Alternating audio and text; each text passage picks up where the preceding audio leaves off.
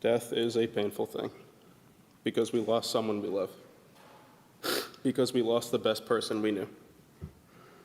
But it was a gift to have known her at all. I love you, Bubby, and I always will.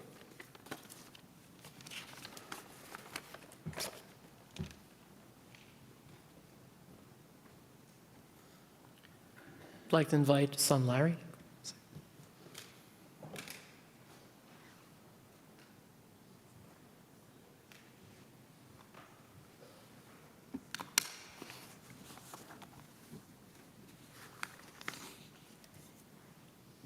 Good morning, everybody. I want to start by thanking all of you for coming to honor our beloved mother. I am filled with a mix of emotion. There is sorrow for our loss, gratitude for the time we shared, and a deep sense of respect for the journey that she endured. My mother's later years were marked by her battle with dementia, a condition that gradually dimmed the vibrant person she once was and chipped away at Mom's memories. Spend time with Mom. Seeing the tremendous love and support over the past year and here today fills our hearts knowing she was so important to all of you.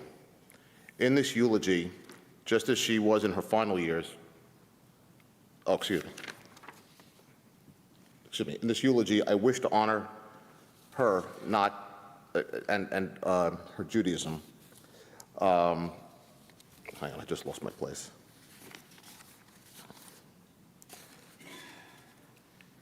Her high school yearbook stated that she was most likely to become a Hebrew school teacher, and she did just that for 2 decades here at Temple Bethel. In the late 1970s, Mom was part of the first ever bat mitzvah class for women who weren't bat mitzvahed in their youth. She even taught Hanukkah lessons to children and nuns at Catholic schools, where she taught early on in her career. Mom wanted me to have a tallis for my bar mitzvah. Now, most people, myself included, would just simply go out, buy one, maybe go to Israel, swipe the card. Not my mom. She made an appointment at Sons of Israel Temple, where there was a weaving loom, like something you'd see at Colonial Williamsburg. She dragged me there one time in the summer. No air condition, no circulation, so hot. I watched her throw the shuttle, the tool used to hold the yarn, back and forth through this crazy contraption, counting the rows and colors. After spending in excess of 40 hours making the tallis for me, she decided to make one for Dad and one for Debbie. I just want to show you the craftsmanship that's involved. And there's 8 of them here. My kids and sister all have one here. You can just see how much she cared.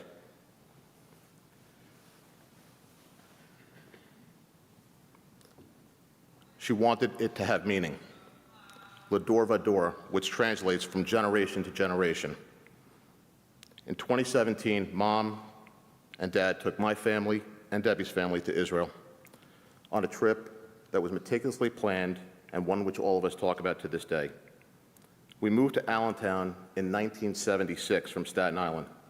Mom, who had been a teacher in New York, found an unusual opportunity in the Allentown School District, which contracted with parochial schools in the eastern Pennsylvania region.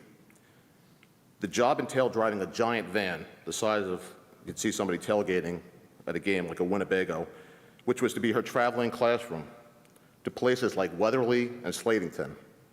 This thing was an eyesore. There was no way we could park it up front of the house. So Mom found a dead end at Country Crossings Development, and that's where it was on the nights and weekends, in case some of you were wondering. Per the grant with the school district, she could not teach inside the Catholic school, so she had to plug the van in, use space heaters if it was 5 degrees, didn't matter. The students would come onto the vehicle for a reading lesson, and that's how she spent her days. She was a doer. She wasn't one to sit on the couch and watch soap operas. She was always working, learning, studying, or preparing. In a typical week, after teaching in the elementary school, she'd run over to Temple Bethel, teach Hebrew school from 4 o'clock to 6 o'clock at night, and at night that she was not driving the carpool home, she would then go to Lehigh University for classes where she earned her second master's degree in education. In all the years I lived at home, I don't think I ever saw my mom just sit down and relax. On weekends, she would be preparing dinners for the entire week. We always ate dinner together as a family at 6:30, certainly whenever possible. Mom would spend time making lesson plans for her students. She always wanted to go above and beyond and would have guest speakers like the mayor come to her schools and read a book.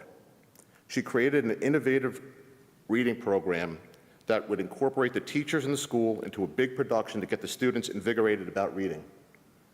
Local TV stations would do stories on her because she was motivating her students to do better.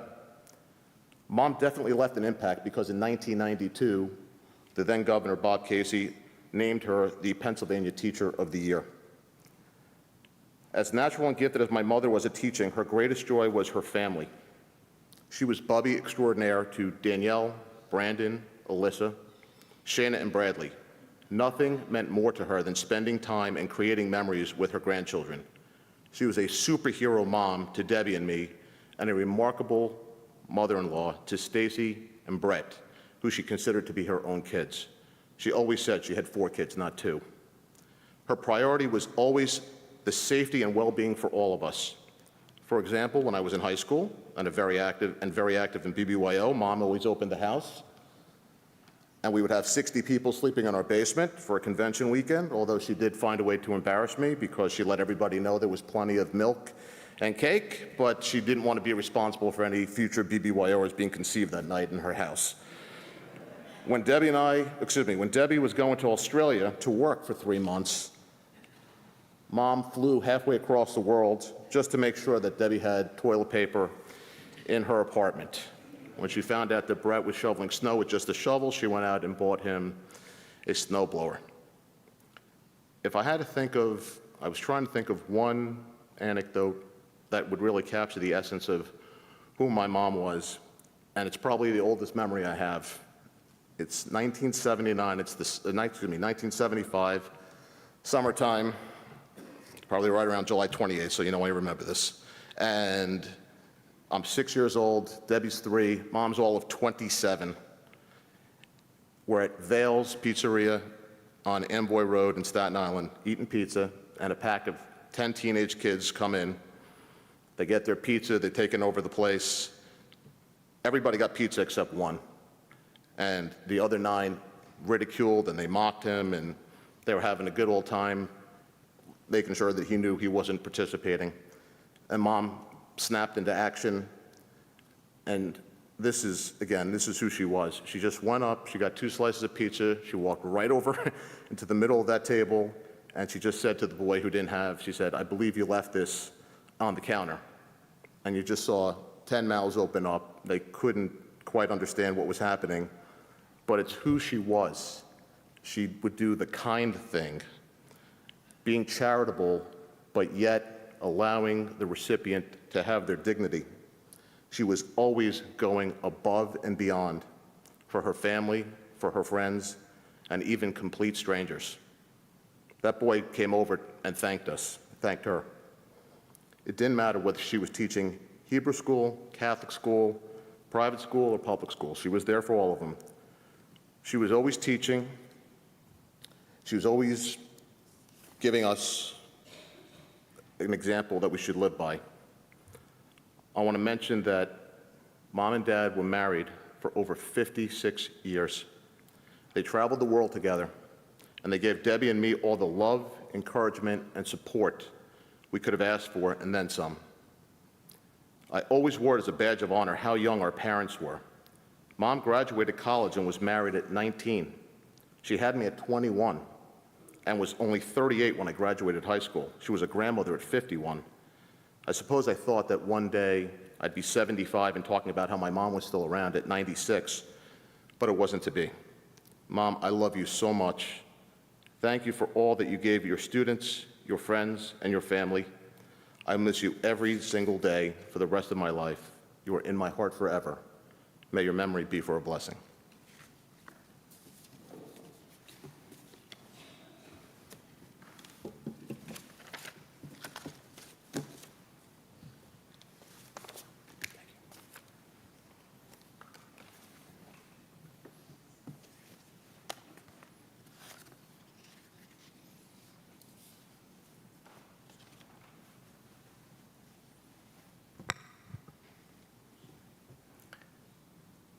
So say the word with me. Extraordinary.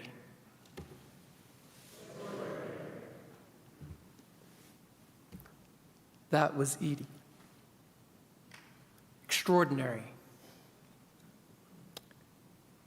She was shaped by a father that she loved very much, Maurice, her mom, Miriam. Maurice survived the Shoah in France. And also her bubby, Devorah, who lived, I believe, right upstairs, is that correct? And so literally they would, They would put the phone down between the two apartments to use. But that rootedness of faith and Jewish value, of the power and the horror of what hate can do. So what did Edie do in response to the hate, to the prejudice, to a world that sometimes can be cruel? What did she do? She brought love. She brought knowledge. She brought heart and faith and goodness into the world. A little bit ago, I chanted a piece of the Proverbs, that last chapter, Eshet Chayil. And there's a line in it, Piha potcha bechochma, Torat chesed al lashona. She opens her mouth with wisdom, Torat chesed, and the Torah of loving kindness is on her tongue. She not only spoke kindly, encouraging, but she lived her words and brought them to life in the world.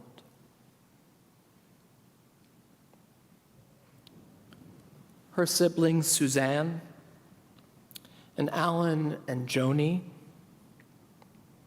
and then Neil, who she first met, believe it or not, while she was in high school and he was in college.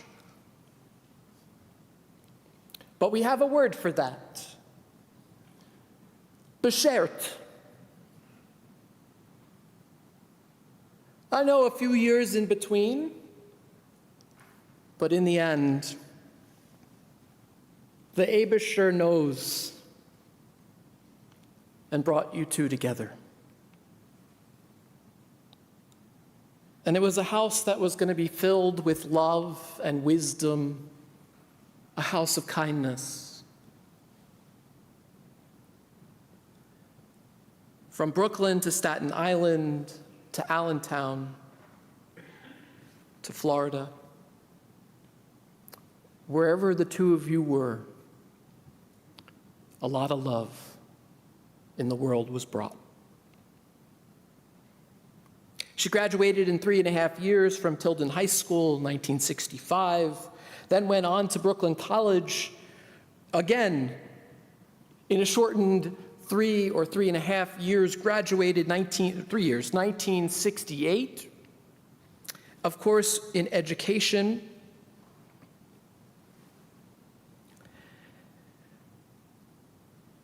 And she loved teaching. To see the light go on in students' minds as she would read books, which she did for Deborah and for Larry. Shabbat dinners, holidays. She shared the tradition and invited people in. Here at Beth El, she was also part of the Chevra Kadisha, the burial society, which takes care of people who pass. We don't generally thank the Chevra Kadisha, but it is one of the greatest mitzvot we have to care for those who are traveling on. As was mentioned, they moved to Allentown 1976 and went on this van tour to these Catholic high schools throughout. And she would do also a little Hanukkah, teach a little bit about Hanukkah to people who may or may not have known. She would take this in her work with the IJCU in the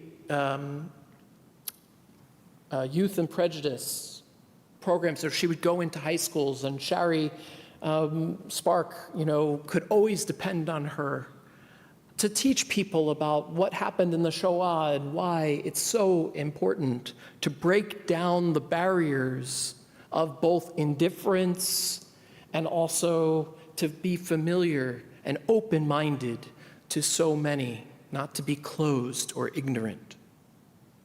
She loved books, and she had thousands of books, and a continual learner, something that, as was mentioned, a life of Torah learning, not only for its own sake, but to bring it into the world, because she would share what she learned.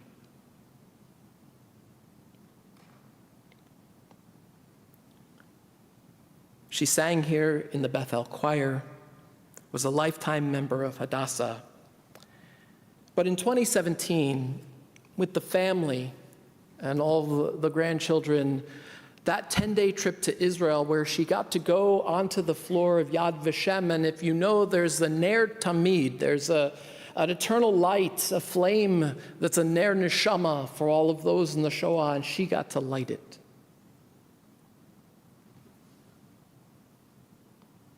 Torat Chesed al Lashonah. She backed the Holocaust Film Festival here, enjoyed golf and tennis. And overall, her Judaism, as was mentioned, was at the core of where she took her values and stemmed her passion for loving kindness. She was blessed with not only Larry, but also Stacy, Deborah, and Brett, and then you guys, 5 grandchildren, Danielle, Brandon, Alyssa, Shayna, and Bradley. And those tali tot that you have, why don't you stand up and show your tali tot if you would.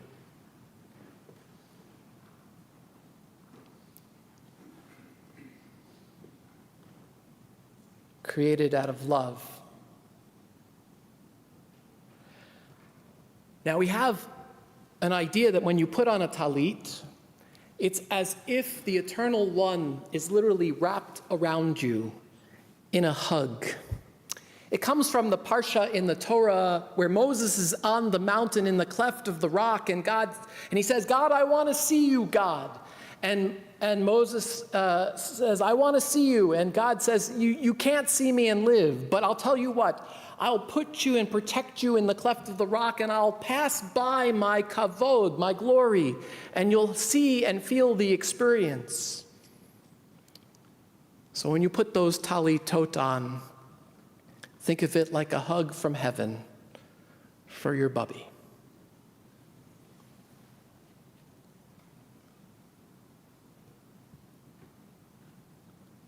We often talk about someone who is wise and kind, whose values align with the goodness in the world. But believe it or not, it's easier to say than to live a life that actually reflects them. Extraordinary.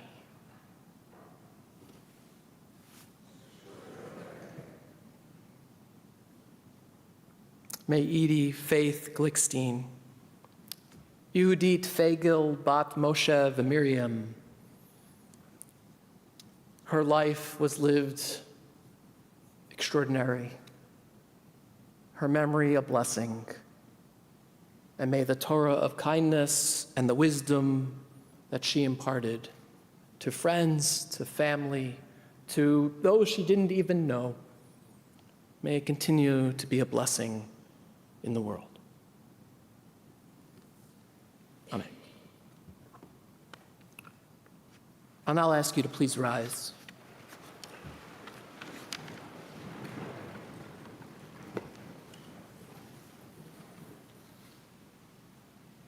As we chant the El Male Rachamim, a prayer in which we ask for the neshama, the energy force, that soul within us, God takes care of that. It's indestructible, it's eternal. We ask God to take it back in God's eternal embrace. El Male Rachamim, Shochen B'Meromim,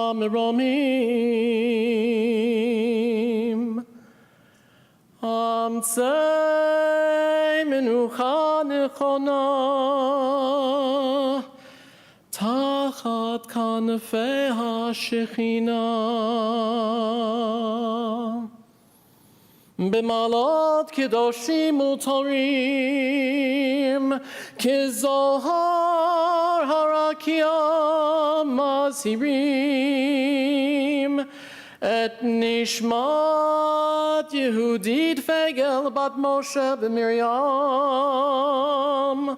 Shalachah Le'olamam, Began Eden Tehei Menuchata, Ana Balarachamim, Hastireha B'Seiter Kenafecha L'Olamim, Utzror B'Tzror Achayim Et Nishmata, Adonai Hu Nachalata, V'tanuach B'Shalom Mishkava, V'nomar Amen.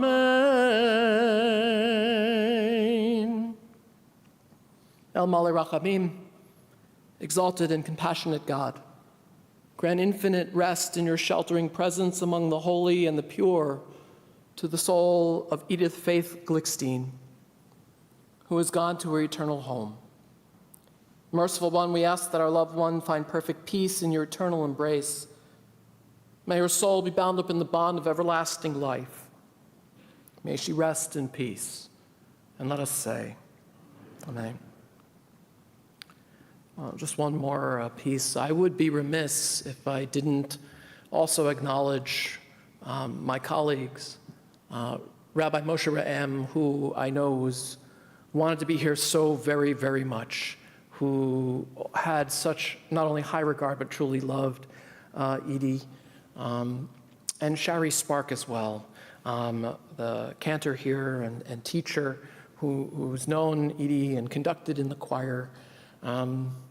So I bring their love and comfort to the family and to everyone here at Bethel on their behalf.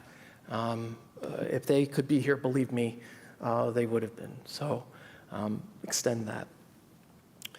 Before we invite the pallbearers to step forward, just a couple of quick announcements. The interment will be at Bethel Cemetery. The Seudah Havra'ah, the meal of consolation, will be back here at Bethel after the cemetery service. Shiva tonight will be, let me just make sure. It will be at 650 Primrose Lane in Allentown. And then at the Westmount Clubhouse, that will be, the family's receiving people at 6:30, but the service will be at 7. And then tomorrow, on Sunday, Shiva will be continuing in Scotch Plains, New Jersey. The family's receiving people starting around 5 o'clock. The service again at 7 p.m., and this is at 2 Julia Court. If you need directions, if you need a repetition of this, that's not a problem. Again, the Seudah Havra'ah will be back here after the burial this morning. I'd like to invite the pallbearers now to please step forward. In the Jewish tradition, we really don't call a funeral. We call it a levaya, which means an accompaniment. And our job is to accompany out of love, honor, and respect for Edie, to accompany her as far as we can take her in this world. We do this by following along. We'll ask the pallbearers to come forward, then the family will follow. We do this to the 23rd Psalm. As you'll hear at the cemetery, there are 7 verses, and we make stops after each of the verses, because while we do this as an act of love, it's not something we want to do, so we hesitate along the way. Mizmor LeDavid.